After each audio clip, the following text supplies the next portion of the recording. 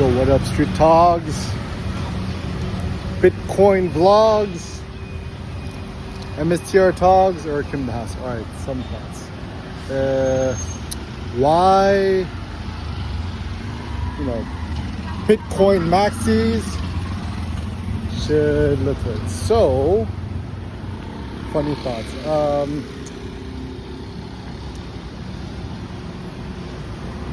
If you want to become like, Eric Kim, demigod level weightlifter, blogger, thinker, investor, Bitcoiner, the general logic is simple. The logic is you want to become super insanely zen and stoic and calm, irregardless of volatility, price swings, what else, right? And so, I have a simple blueprint, right? One, just follow Michael Saylor at Saylor, just one and done. Everything else is just noise.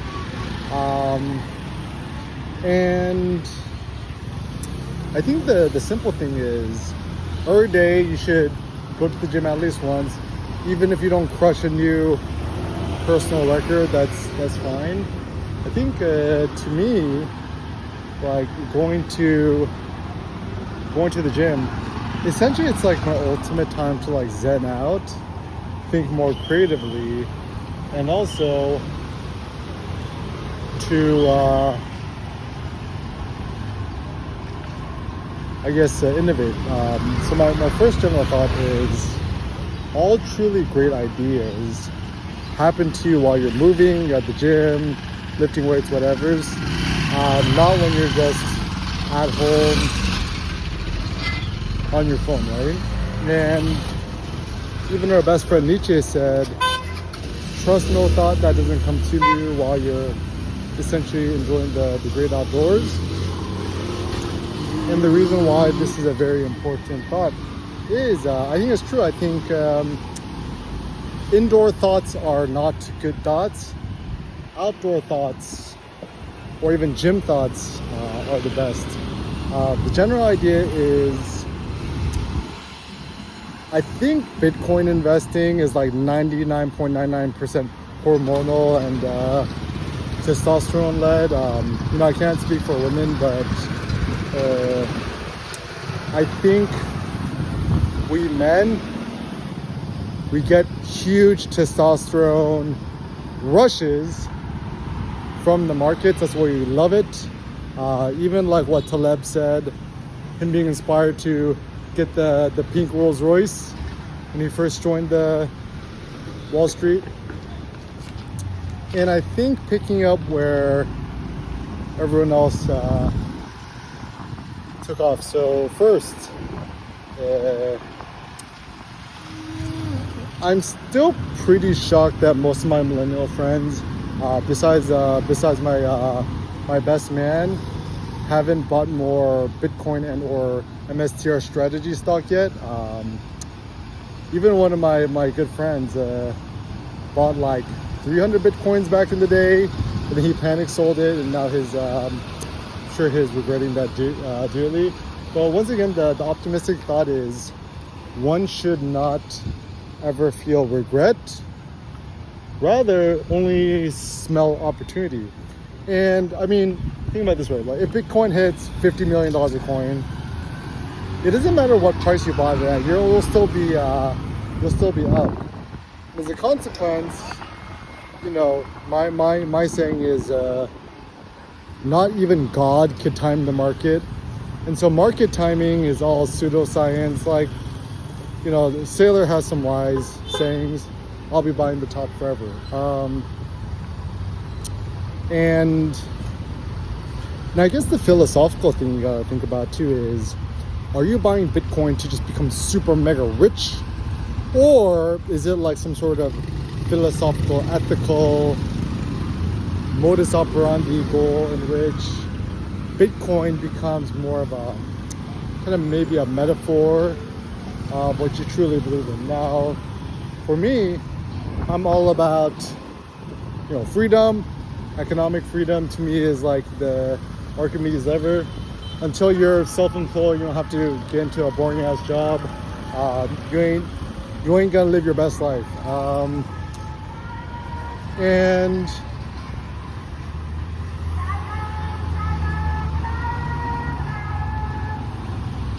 I think also like if you focus on your health, your physiology, your fitness, your sleep, everything else will become like super insanely easy. So for example, assuming you're sleeping 8 to 12 hours a night, you know, another secret I have is when you go home like past 2 p.m., just turn your phone all the way off. Turn off your iPad, turn off your laptop, just all the way off, you know, the secret handshake, up volume, down volume, power and swipe.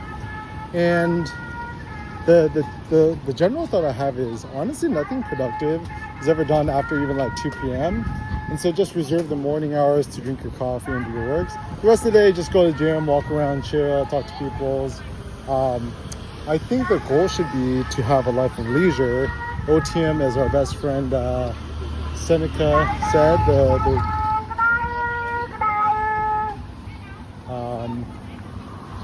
and you know, going to the, like, that's the nice thing about living in a service apartment, go to the pool, the hot sauna, being able to submerge yourself in water, like just like in a swimming pool, whatever. You don't even have to know how to swim, just kind of spend like 5 minutes in the pool. Having the weightlessness sensation in a nice clean pool, I think is actually very, very good for one's motivation and inspiration. It's a good thing, because honestly, I think all of us Bitcoin maxis know Bitcoin's just gonna like go up forever, you know, obviously with volatility. Now I think what I'm trying to help at is I'm probably the most zen, calm, stoic person you've met. Like, until you could rack pull 6.84x your body weight, my legendary 513 kilogram rack pull. Yeah, I think I definitely have. I got muscle in the game. Muscle in the game. Muscle in the game means trust nobody who talks about stoicism and blah blah blah blah, who can't lift over 500 kilograms, right? 500 kilograms is the goal. Whatever you lift over 500 kilograms. It's what, like 1,100 pounds or something. And I do think it's a noble idea to exploit your Archimedes lever to the max. Currently, I think my number one skills include like Bitcoin, weightlifting, 1 rep max lifting, you know, philosophy, economics, stuff like that, motivation, inspiration. The nice thing about being the Erkim cyber coach is you can listen to me and record my stuff, whatever. Doesn't matter where you is, right? And yeah, no, I think the world just needs a little bit more encouragement. And so it's funny because, you know, I don't know how many coins you got or how much vested you are into MSTR or whatever, right? But I think the critical thing to consider and think about is you really, really, really, really, really need to do some sort of physical activity at least once a day. I personally suggest is that, like, you know, do it outside, walking around the city, get your 30,000 steps in a day, go on a walk, touch grass, go to the pool, go to the beach. Because I think the foolish thing that a lot of us investors do is we're kind of waiting for a distant, like everyone's twiddling their thumbs and waiting for Bitcoin to hit $1 million of Bitcoin, right? It's gonna happen, but like the day that happens, well, are you gonna be like waiting for it to hit 50 million of Bitcoin? And as a consequence, ooh, I love that, Tai Chi. And as a consequence, even Seneca, the Stoic, said, like, how much of the time we're just like twiddling our thumbs and waiting for the future rather than seizing the day today, carpe diem. So ways you go carpe diem today, like seize the day. Yeah, like do a rack pull, Eric Kim status, easy, right? Join a gym. It's so funny too, like if you're playing with millions of dollars of investments, right?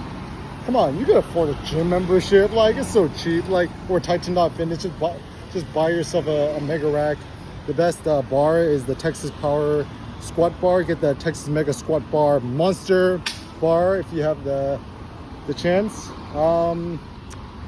And yeah, and I think my funny thought is you can't really control the markets. You also cannot control stock prices, right? But you could control your personal record, 1 repetition maximum lifts. And yeah, if you could lift the markets yourself, that's kind of a good position to be in. And so even I was thinking about the first crypto winter that I went through, which without me really knowing that it was a winter, well, I was just at the gym every single day, just like trying to get my 1,000-pound Atlas lift, and I done did it. And as a consequence, you know, Eric Kim gone to demigod mode, right? Super Saiyan 5, right? And now I almost feel like going to the gym or weightlifting was, right? Doing some physical. It's like 1,000,000,000% critical, because if your job, once again, if you could gain $200,000 in a day based on your investing decisions, or you not panic selling foolishly because your hormones are out of whack, then like even $1,000 a month gym membership is worth it, right? Because once again, it's very foolish how we waste so much money on investing and stuff like that, yet we are unnecessarily sparse when it comes to investing in our bodies, our health, sleep, our habitation, air conditioning, heating, and yeah, actually being able to walk is the ultimate joy. So yeah, I think moving forward, you know, once again, if you're a dude or a woman, doesn't really matter. Rack pulls, I think, are now the new gold standard. Also, another thing too, don't chase numbers, chase body weight ratio. So, you know, my goal is 7x my body weight rack pull. I'm 75 kilos, 165 pounds. I'm like 5'11", 5% body fat, about like 182 centimeters. And as a consequence, it's more impressive to increase your ratio of your body weight to your lift ratio than the absolute numbers. Another thing too, if you want the Adonis ratio, you actually want a very slim waist. Like I think my waist, I'm like a size 32 maybe. I'm like 5% body fat, right? And so don't be like one of these bloated protein powder chugging person at the gym who just tries to get as big and massive and increase his weight. It's kind of a fool's errand. The reason is, once again, like most dudes who are lifting, I don't know, want to look sexy for, you know, girls, right?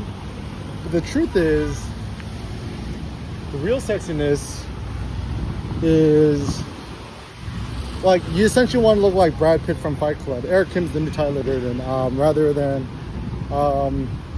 looking like the Incredible Hulk or an orc, right? Nobody wants to look like the Incredible Hulk. Like, think about it this way: if you have a beautiful woman with also a slim waist, right? Does she want to, you know, be with the Incredible Hulk? No, that's not what people want, right? And so I think this is also the naivete or the foolishness of Americans. We always assume bigger is better, but then, you know, like even practical things like cars, right? The best car to have is like some sort of McLaren or maximally compact and lightweight thing. And once again, the body weight to power ratio, or the pound for pound fighter, right? That's actually more important than the ultimate tonnage, right? So for example, you know, better to be a Manny Pacquiao than a Tyson in terms of just power output. I think certainly, like Americans, everyone wants to be the best, right? But on the road to the best, you have all these dudes like juicing their eyeballs out. I mean, I think the reason why you should not take steroids is simple, is that, as a man, one day you won't be able to have kids. Like, that's kind of sad. And I think it is the desire of every single man to have at least one male heir.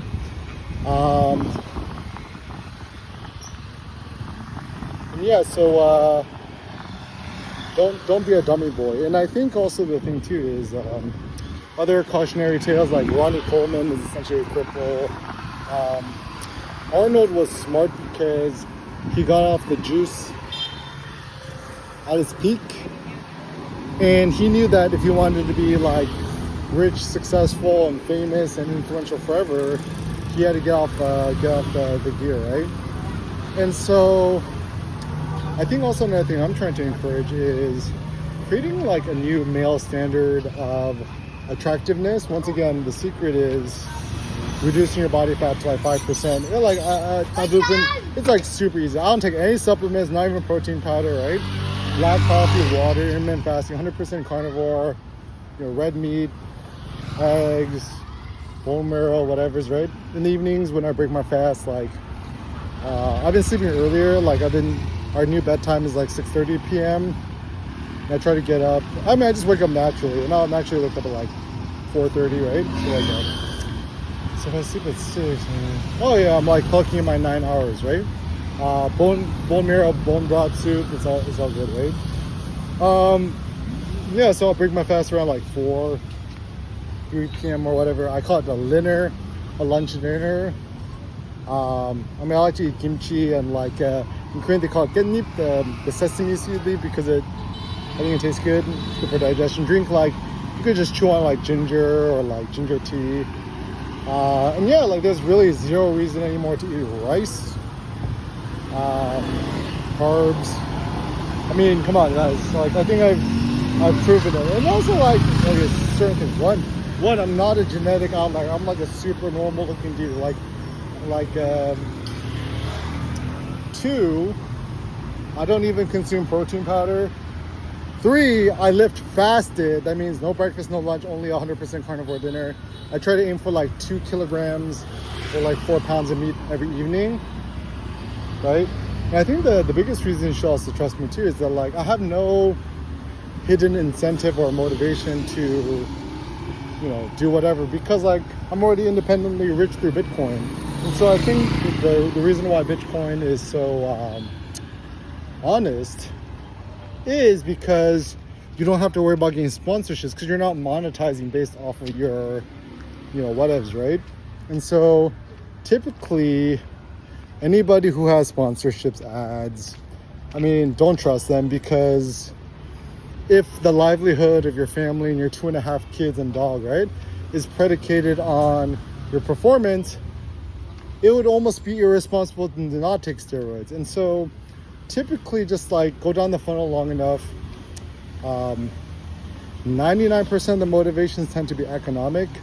But once again, this is where cross-domain is interesting, is that it becomes more interesting for you to trust people who are not domain specialists, but like random outsiders. So Eric Kim, famous street photographer, being able to rack pull more than Brian Shaw is pretty cool, right? And I think now that we got ChatGPT, honestly, it's all good. It's all right. Everything's just opinion now. Confirmation bias. You create your own reality. So yeah, charting your new future ahead of you. I would encourage you to always be creative, innovate, pioneer, and don't put yourself in the box.